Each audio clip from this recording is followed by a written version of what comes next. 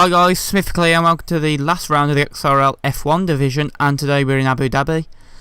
Now, last race we finished 9th, really frustrating race, and hopefully we'll have a better race here, and hopefully we'll have less of the idiotic driving that we had last week. So yeah, as we're going to start the qualifying lap now, and going down towards turn 1, you want to brake at about the 100 metre board, shift down to gear 3, clip the curb, which we do.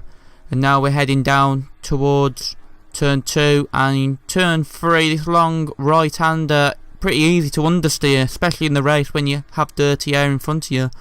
Now turn 4, which we cut, and turn 5, now this hairpin of turn 6 and 7 I believe. So now we're heading down the long straight. This is a really long straight. We'll have the DRS in a second. Now we open the DRS up. So we're heading down toward the braking zone as Reaction sets a 39.8. That was a really good lap time from him.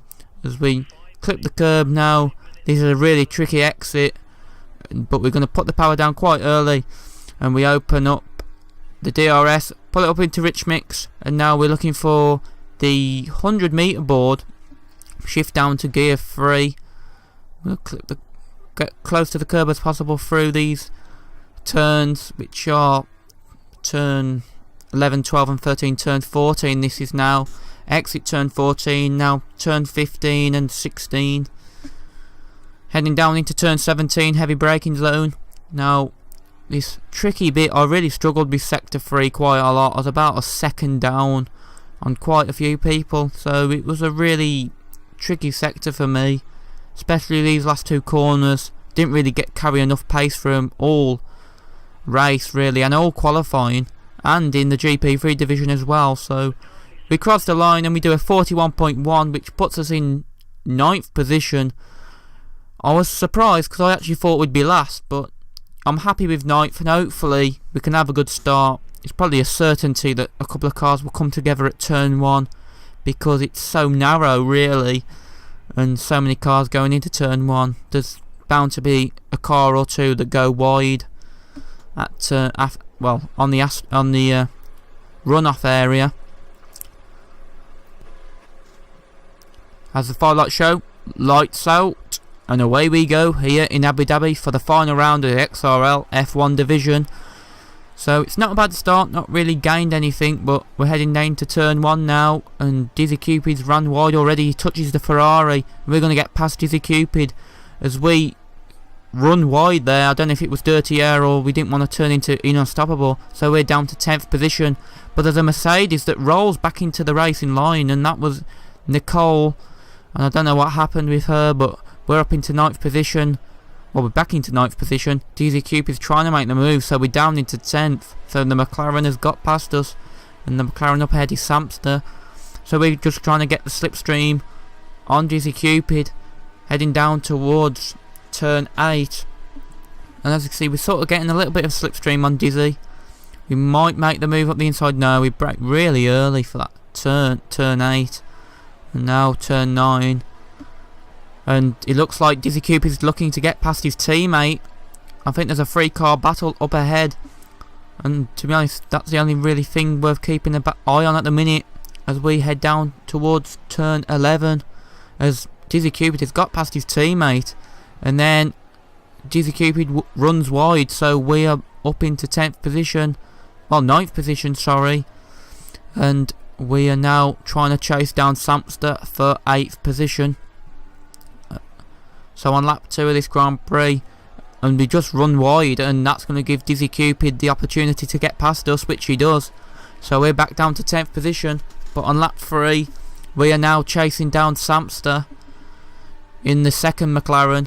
It looks like it's going to be an easy move. He's running more rear aero, so he's going to be struggling on the straights as we make the dive into turn 8, and we are up into 9th position. And now we are now behind the 1st McLaren, a Dizzy Cupid. So hopefully we can catch the guys ahead. And on lap 6 we are behind Enamor Mist Indigo, who is in 8th position, who is our teammate in the GP3 division and F1 division.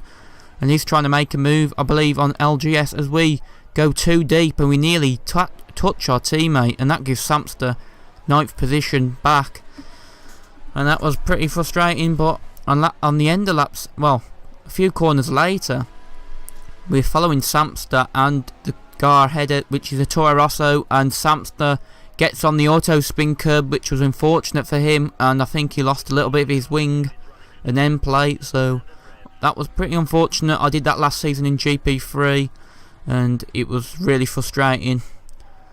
And on lap 8 we get the move done on LGS down into turn 8, now into turn 9, but now we're going to try and chase down our teammate who is in 7th position. LGS is trying to get the place back, and we're just going to try and stick to the inside and try and defend this move. He brakes later than us, but I think he's going to go on the runoff because there was no room to fit 2 cars through them turns.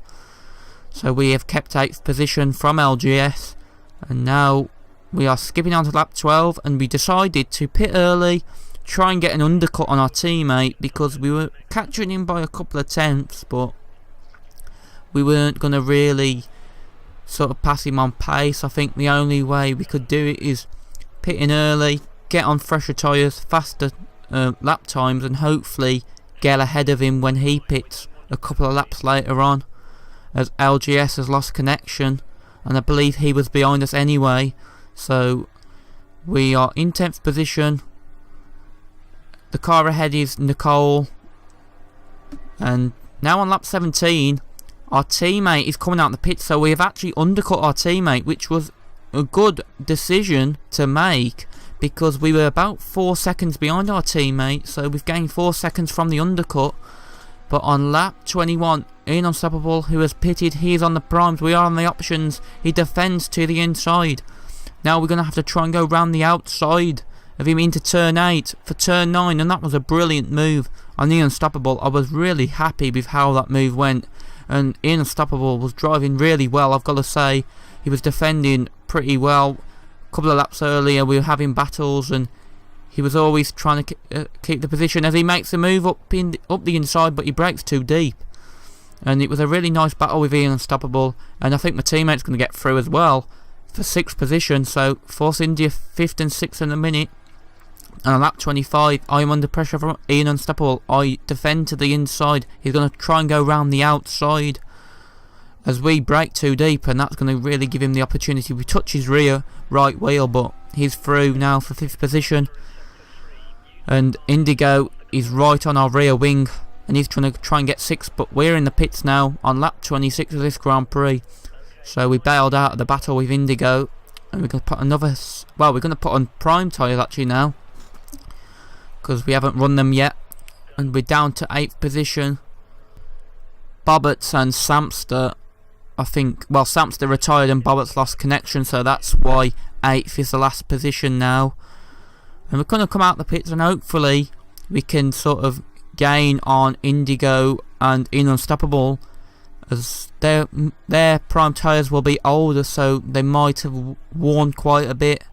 But on lap 39 we're pitting from 5th position. I'm just checking to see what tyre people are on. We're going to put on options, and the reason I pitted on lap 40 was because Indigo and Unstoppable pitted on lap 39 and was only like 3 seconds behind them, so I knew I had to react, because obviously options are quicker than prime, so I knew that if I pitted a lap later then it'll probably be about 5-6 second gap between me and him. So we're going to come out the pits now, and hopefully we can gain on quite quickly. And on lap 47 the gap was actually 5 seconds, but Indigo had a 5-second lag, so we're up the inside of turn 8. We have a little bit of contact, but it's all good, in good spirits, as he has still kept the position. So we're going to try and get a good run out of turn 9, open up the DRS for the straight, and now we're heading down towards turn 11. So we're going to get the move done, and Ian Unstoppable is the guy we want to chase. And to be honest, you'll probably see me not really defending positions on the straight, and the reason was the goal was just to try and get Ian Unstoppable. As you can see there, sort of let him through, and obviously by gaining the DRS we'll sort of gain on him because he has got no DRS, so we'll probably gain on him about 5 tenths on the straight. and we're sort of gaining on him, but not by much really, by a couple of tenths, you know, each lap.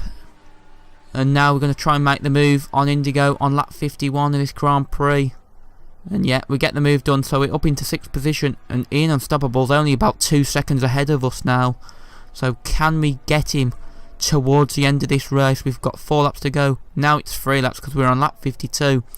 And Ian Unstoppable's getting ever so closer to us. So now it's Indigo's turn to attack. And I'm not really going to defend much. I'm going to keep my inside line, but Indigo will have this move. He should get the move done pretty easy. And he does, as you can see. And now we're in 7th, but this is actually a ghost car, which really affected me. Dizzy Cupid's car was ghosting, and he actually was nowhere near 7th position, nowhere near the part of the track his ghost car was. But on lap 55, we are now behind Indigo, and my excuse is, in a minute you'll see, as I'm going to run out of fuel. I'll have the DRS, but a bit frustrating. I forgot, to be honest, because I was seeing Dizzy Cupid's car, and I was thinking, well, we could actually get 4th here, and I was getting too excited about 4th, and then I forget that I've run out of fuel, and I forgot to save fuel on the last 2 laps. So we have run out of fuel, but we're going to come home in 7th position, and it's been a really enjoyable race, to be honest. Really enjoyable indeed. So yeah, not a bad way to end off the season. I've really enjoyed reserving this season, well, for the last few races in the F1 division. If you enjoyed the episode, leave a like. Until next time for the finale of the XRL GP3 season, thanks for watching, and goodbye.